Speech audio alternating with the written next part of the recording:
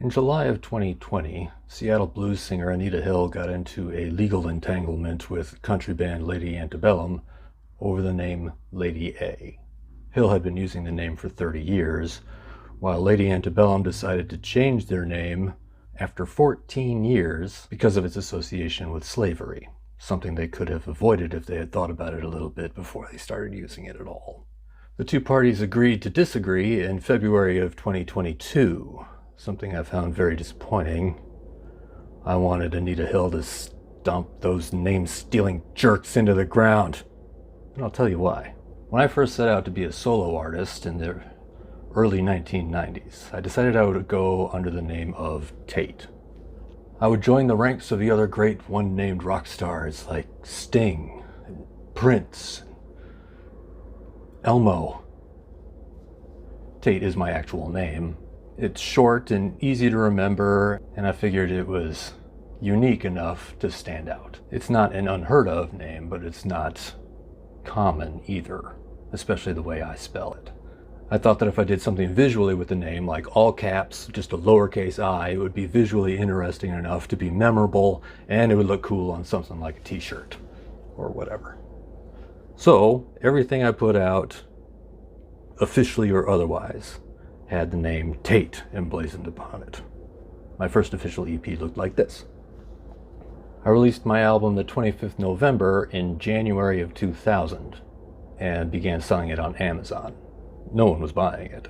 There are a lot of reasons for that, not the least of which is that I had no idea how to do any sort of promotion or marketing, but that's not really the point of this story. I would log into my Amazon account every day, that surely someone had bought it overnight while I was sleeping, but no one was buying it.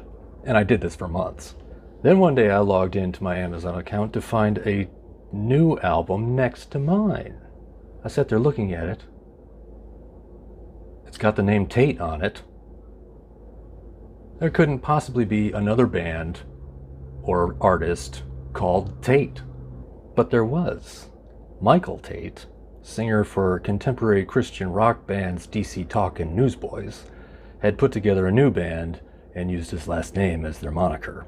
I immediately went to the record company's website and searched for an email address where I could complain, but I couldn't find an email address anywhere, so I wrote a letter and mailed it to them. 18th of June, 2001. Hello. Since there was no apparent way to contact you via email from your website, I'm writing this letter in hopes that the appropriate people will receive it. My name is Tait Halverson, a singer-songwriter from Central New York State. I've been releasing music on my own label since 1996 under the name Tait. It has recently come to my attention that Mr. Michael Tait of DC Talk is planning to release an album using that name. This is unacceptable. The name Tait can be found on, and then I list a whole bunch of websites where I'd uploaded the music that would make any difference. I would have thought that an established record company would have researched the name before making any decisions. I hope that this issue can be resolved quickly and without unpleasant conflict. Like I was some big threat to a record company. Please inform Mr. Tait and his associates that they must find another name to use for his new band.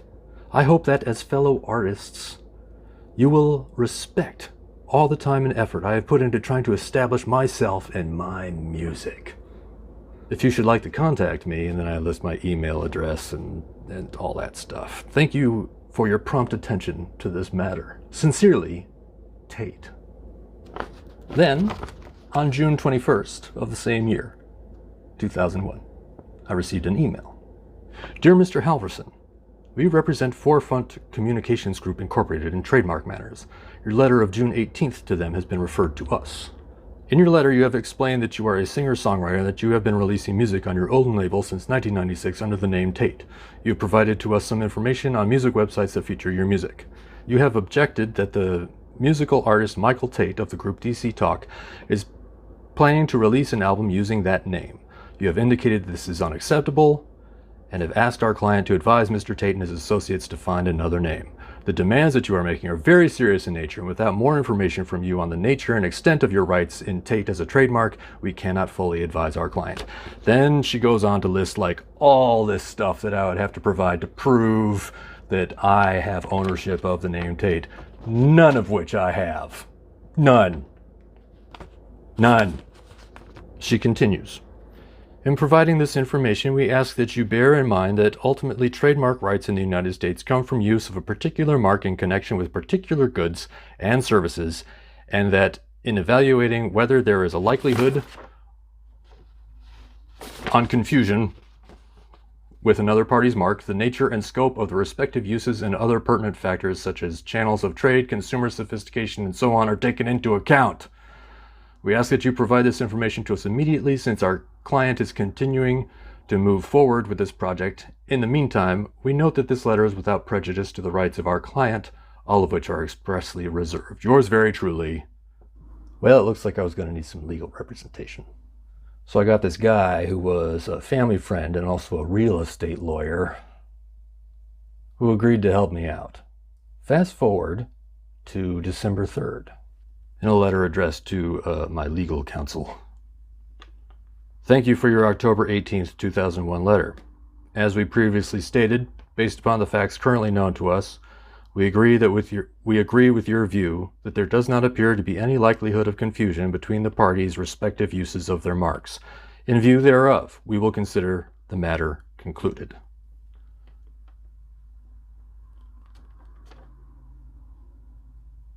And that was it. My name had been usurped by a dude with, well, a lot more than I had. Sometimes when you get knocked down, it's really hard to get back up again. This was really hard for me to get back up from. Losing this fight, coupled with, increasing real-world responsibilities and an unhealthy alcohol consumption routine, kind of put this whole rock star dream into the ground. That's why I wanted Anita Hill to just stomp all over Lady Antebellum. I really would have enjoyed a vicarious victory. But that's the way it goes. The artists with the legal and label backing will always win. There's no honor among artists in the music industry. There can't be. It may affect the bottom line. Thanks so much for watching. I appreciate it. If you could, hit subscribe, give me a thumbs up, say hi in the comments, and I'll see you guys in the next one.